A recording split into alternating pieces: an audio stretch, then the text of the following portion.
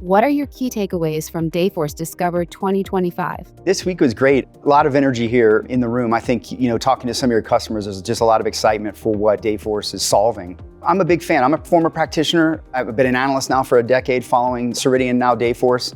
I've been coming to this event for almost 10 years and watching it evolve. And one of the things that I like to talk about when I think about Dayforce and sort of what I think you see here is Dayforce has really done a tremendous job, I think, maybe a differentiated job, you might say, in really laying a foundation and getting the blocking and tackling of HR right. I really appreciate the work that they've done to set themselves up for some of these home runs, right, and exciting plays that we're seeing in other areas of the platform, like talent and performance and other areas. But all that has been set up by this really rich, strong attention to detail on that foundational side, like the blocking and tackling, right, the compliance, the hard, workforce management, the stuff that's not exactly sexy, but necessary to make sure that the engine, sort of ticks for the company. So I really appreciate all the work that's gone into Dayforce bringing itself to this point. And I think you can see it in some of the exciting things like the performance coach. I'd love to have one of those for my kids to model out, maybe some conversations here and there. Even as a frontline manager, and we all know there's a lot of folks getting promoted into roles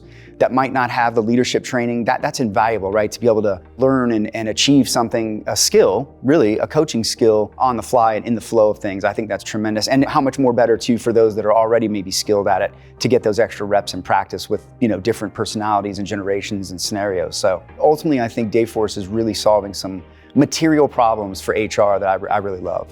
When you think about the heavy lift in payroll, it's not necessarily the gross to net calculation. It's often the build to gross, the gathering of all of those data points that need to go into a payroll. And a significant portion of that is over in time and attendance. And so I think that's an area where Dayforce has really stood out is, again, fortifying that build to gross, the source to gross, the build to gross, and ultimately, other portions of the system as well, where it comes to compliance, maintaining those requirements that are coming hotter and faster than ever. It's almost a moving target. And I love what they're doing with AI to help surface those insights and make sure people are fundamentally orbited from a risk avoidance perspective and a compliance perspective. And I think all those together give a business a lot of foundational components to build off of and do more robust talent and other unique strategies in HR beyond just the blocking and tackling. But I think those things really sets Dayforce apart and sets their clients up for success.